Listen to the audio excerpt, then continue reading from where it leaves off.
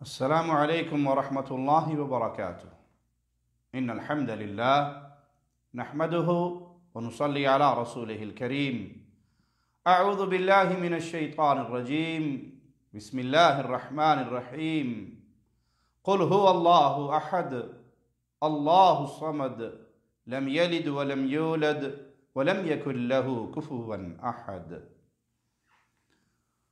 سائل کہتا ہے کہ نبی کریم صلی اللہ علیہ وسلم کے ہر جگہ موجود ہونے پر سورۃ احزاب آیت نمبر 45 یہ دلیل ہے کہ اللہ کے نبی صلی اللہ علیہ وسلم اس امت پر گواہ ہے۔ گواہ وہ ہوتا ہے جو زمانہ حال میں دیکھے۔ پیارے بھائی، بہت سے لوگ اپنے باطل عقائد کو ثابت کرنے کی جھوٹی اور ناکام نامراد کوشش کرتے ہیں، اور اس کے لیے اگر انہیں قرآن حکیم کی آیات میں تعویل کرنی پڑے تو اس سے بھی باز نہیں آتے، اور وہ معانی نکالنے کی کوشش کرتے ہیں جو سلف کے ہاں غیر معروف ہے۔ قرآن حکیم کی باقی آیات کو نظر انداز کر دیتے ہیں اور کسی ایک لفظ کو پکڑ کے اپنا مطلب نکالنے کی کوشش کرتے ہیں۔ اس سوال میں بھی کچھ ایسا ہی ماجرا ہے۔ اس آیت میں شاہد کا یہ مطلب قطعا نہیں کہ نبی کریم صلی اللہ علیہ وسلم ہر جگہ موجود ہیں۔ پیارے نبی صلی اللہ علیہ وسلم کی مبارک سیرت کو اگر آپ دیکھیں تو بہت سے واقعات آپ کے ہر وقت ہر جگہ ہونے حاضر ناظر کے عقیدے کا رد کرتے ہوئے نظر آتے ہیں۔ معراج تمام اہل ایمان کا اس پر اجماع ہے کہ اللہ کے نبی صلی اللہ علیہ وسلم کا معراج ہوئی، بیت اللہ سے بیت المقدس، پھر آسمانوں کی سیر۔ بیت اللہ سے بیت المقدس کیوں گئے؟ آپ تو ہر وقت ہر جگہ ہے، جیسے آپ بیت اللہ میں ہیں ویسے ہی آپ بیت المقدس میں بھی ہیں، ویسے ہی آپ آسمانوں پر بھی ہیں۔ آپ نے ہجرت کی کیوں کی؟ آپ مکہ میں بھی ہیں، مدینہ میں بھی ہیں۔ آپ غار میں چھپے کیوں؟ اہل مکہ آپ کو تلاش کرتے ہوئے غار تک پہنچے کیوں؟ آپ تو غار میں بھی ہیں، مکہ میں بھی ہیں، مدینہ میں بھی ہیں۔ آپ قباء میں رکے کیوں؟ لیکن آئیے، چونکہ سائل نے جو لفظ شاہد سے سوال کیا ہے اس کی طرف آگے بڑھتے ہیں۔ سورۃ حج کی آخری آیت پہ ذرا غور کیجئے۔ اللہ مالک فرماتا ہے لِيَكُونَ الرَّسُولُ شَهِيدًا عَلَيْكُمْ وَتَكُونُوا شُهَدَاءَ عَلَى النَّاسِ، تاکہ رسول تم پہ گواہ ہو اور تم لوگوں پر گواہ ہو۔ اسی طرح سورۃ المائدہ آیت نمبر 117 میں عیسیٰ علیہ السلام کا قول منقول ہے وَكُنْتُ عَلَيْهِمْ شَهِيدًا مَا دُمْتُ فِيهِمْ فَلَمَّا تَوَفَّيْتَنِي كُنْتَ أَنْتَ الرَّقِيبَ عَلَيْهِمْ۔ اس آیت کا ترجمہ احمد رضا خان بریلوی صاحب سے ہم آپ کو سناتے ہیں۔ وہ فرماتے ہیں، ترجمہ کرتے ہیں، ہم جان بوجھ کر یہاں پر ترجمہ انہی لوگوں کے گھر کا لا کر آپ کے سامنے پیش کرتے ہیں تاکہ کوئی یہ بہانہ نہ کر سکے کہ یہ اہل الحدیث کا ترجمہ ہے اور انہوں نے ترجمے کے اندر تبدیلی کی ہے۔ یہ آپ کے حضرت کا ترجمہ غور سے سنیے۔ اور میں ان پر مطلع تھا جب تک میں ان میں رہا، پھر جب تو نے مجھے اٹھا لیا تو تو ہی ان پر نگاہ رکھتا تھا۔ حالانکہ عیسیٰ علیہ السلام تو زندہ ہیں، ابھی تک ان پر موت طاری نہیں ہوئی، لیکن فرماتے ہیں جب تک میں اپنی قوم میں رہا میں ان پر شہید رہا، یعنی مطلع رہا۔ بالکل اسی طرح نبی کریم صلی اللہ علیہ وسلم کی گواہی اپنے صحابہ پر تھی، اور یہ اعمال کی گواہی نہیں بلکہ دین پہنچا دینے کی گواہی تھی۔ اور نبی کریم صلی اللہ علیہ وسلم کے بعد صحابہ لوگوں پر گواہ بنے، پھر تابعین، اور آج کے مسلم دوسرے لوگوں پر وہ دین پہنچا دینے کے حوالے سے ہے۔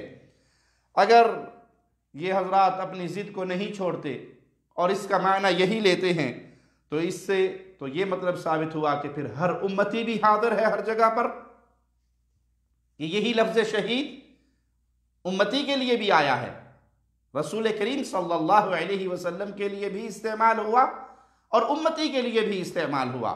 تو پھر کیا کوئی یہ عقیدہ بھی پیش کرے گا کہ امتی بھی ہر وقت ہر جگہ حاضر و ناظر ہے؟ شہداء قرار دیا گیا، جو شہید کی جمع ہے۔ تو کیا آپ ہر انسان کے لیے، ہر کلمہ گو کے لیے یہ عقیدہ رکھیں گے؟ ہرگز نہیں۔ تو معنی یہ کہ رسول اللہ صلی اللہ علیہ وسلم کے بارے میں بھی اس لفظ سے یہ عقیدہ ثابت نہیں ہوتا کہ اللہ کے نبی صلی اللہ علیہ وسلم حاضر و ناظر تھے۔ سائل کہتا ہے ابھی عید الاضحیٰ آنے والی ہے، جس میں لوگ تجارت کے لیے کچھ جانور خریدتے ہیں اور پھر عید پر فروخت کر دیتے ہیں، کیا ان پر زکوٰۃ ہے؟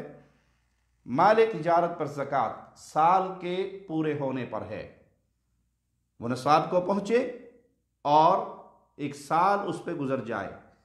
عید کے لیے ہونے والی تجارت اکثر چند ماہ کی ہوتی ہے، کچھ لوگ رمضان میں خرید لیتے ہیں، کچھ رمضان کے بعد خریدتے ہیں، وہ 2 یا 3 یا 4 مہینے کا ایک سسٹم ہے اور اس کے بعد وہ سیل آؤٹ ہو جاتی ہے۔ لیکن اگر وہ جانور کسی کے پاس سال رہے، نصاب کو پہنچے، تو اس میں سے زکوٰۃ دی جائے گی۔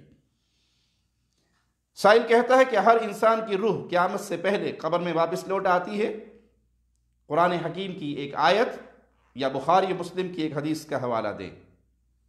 ہم جواب دینے سے پہلے سائل سے بڑے ادب سے سوال کرتے ہیں، کیا خیال ہے آپ کا؟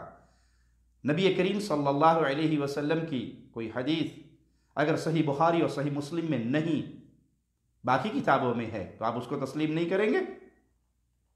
یہ آپ کی مزاج کی خرابی کی اطلاع دے رہی ہے۔ آپ کا یہ سوال کہ مجھے قرآن یا صحیح بخاری مسلم سے بات چاہیے، یہ خود آپ کے اندر سے انکار حدیث کے جراثیم کی بدبو ہم تک پہنچا رہی ہے۔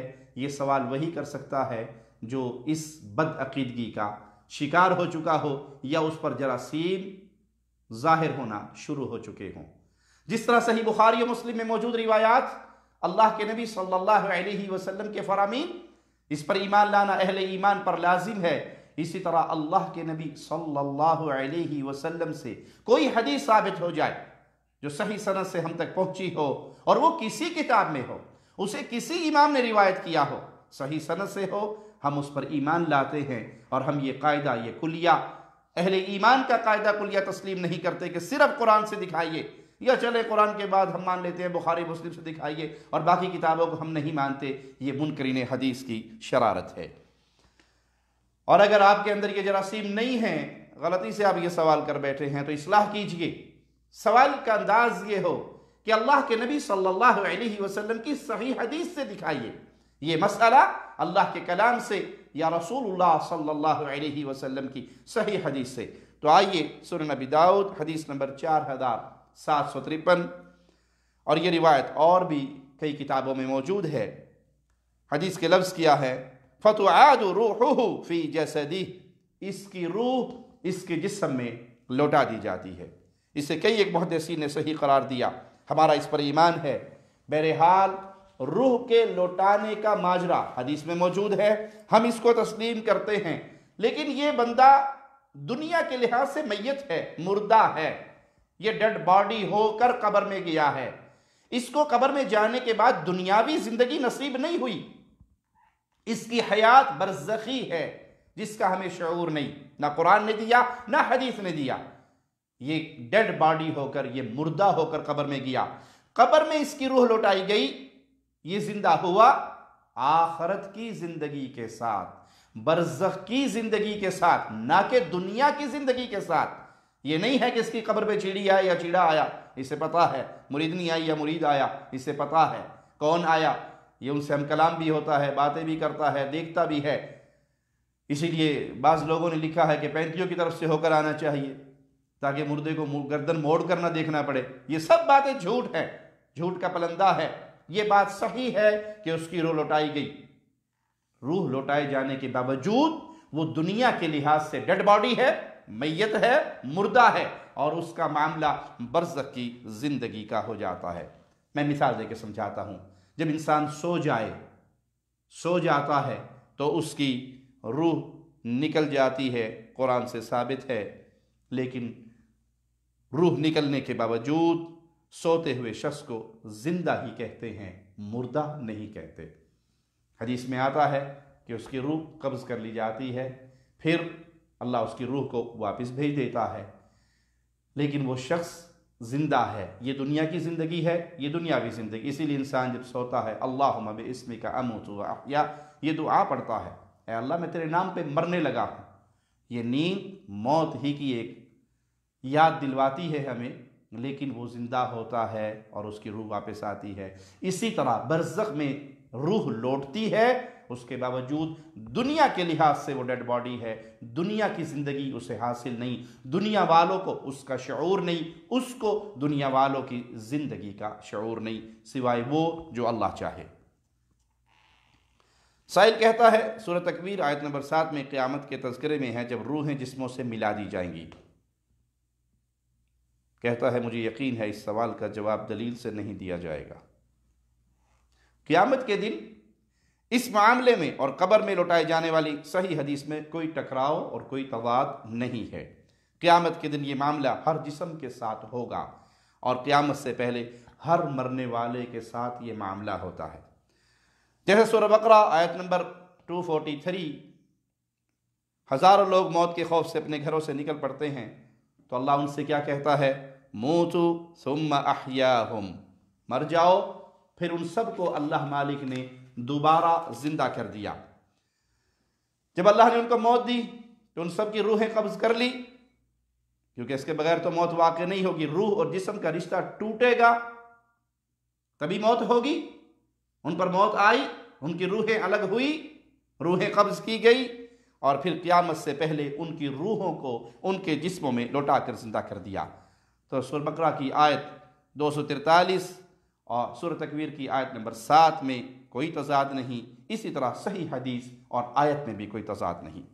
قرآن و حدیث کی واضح دلیلوں کے باوجود آپ کا یہ کہنا کہ یہ دلیل نہیں دیں گے، تو مجھے نہیں معلوم آپ کے ہاں دلیل کس چیز کا نام ہے. اہل ایمان کے ہاں تو دلیل کتاب و سنت کا نام ہے.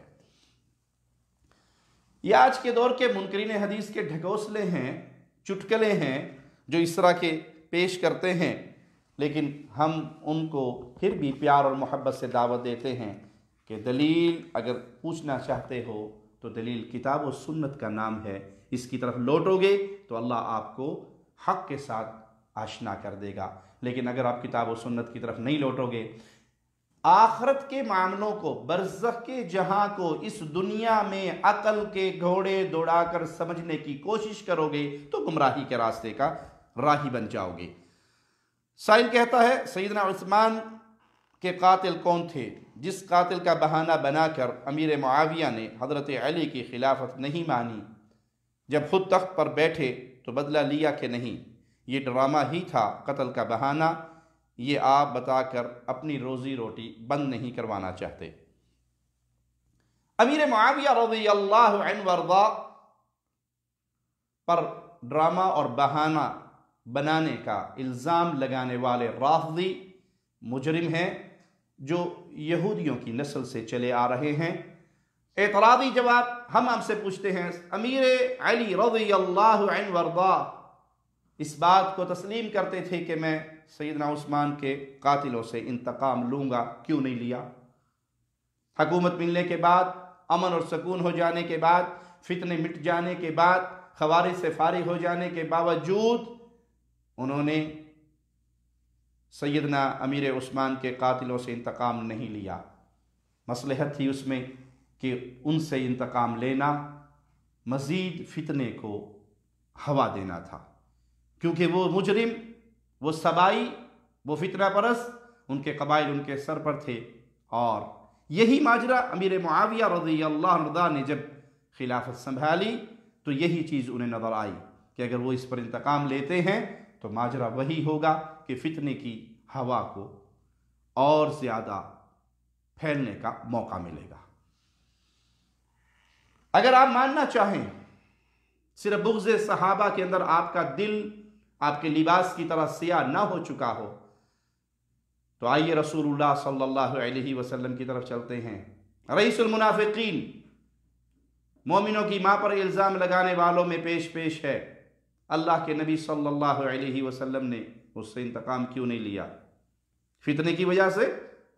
آپ نے کہا تھا کون ہے جو مجھے اس شریر کے شر سے بچائے جس کا شر اب میرے گھر تک پہنچ چکا ہے؟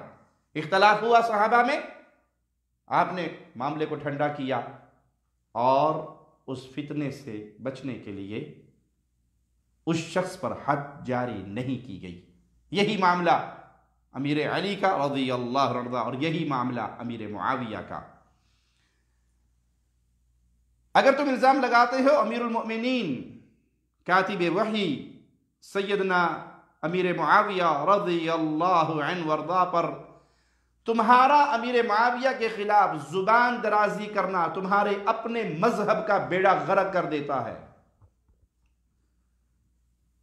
کیسے؟ تمہارا عقیدہ ہے امام معصوم وہاں سے پیتا ہے جہاں سے نبی پیتے ہیں، جس طرح نبی معصوم ہے اس طرح امام معصوم ہے۔ حسن بقول تمہارے معصوم ہیں، دوسرے امام ہیں، سیدنا علی کے بیٹے ہیں، اور امام معصوم اپنی پوری حکومت، اپنی فوج، اپنا بیت المال، مسلمانوں کا سارا ماجرا امیر معاویہ کے ہاتھ میں دے دیتے ہیں، امیر معاویہ کو منبر علی پر بٹھاتے ہیں، اپنا ہاتھ معاویہ کے ہاتھ میں دیتے ہیں، حسن کا ہاتھ معاویہ کے ہاتھ میں دلواتے ہیں، بیعت کرتے ہیں۔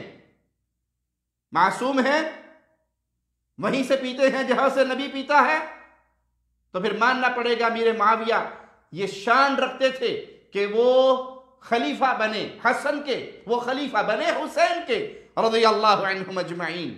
اور اگر تم کہتے ہو کہ نہیں، نعوذ باللہ ثم نعوذ باللہ، نقل کفر نباشد، معاویہ ظالم تھے، فاسق تھے، کافر تھے، تو پھر امام معصوم نے کیا کیا؟ ایک فاسق، ایک ظالم، ایک کافر کے ہاتھ میں، ایک باغی کے ہاتھ میں حکومت دے دی؟ معصومیت کہاں گئی؟ عصمت کہاں گئی امام کی؟ امام نے غلطی کی یا صحیح کیا؟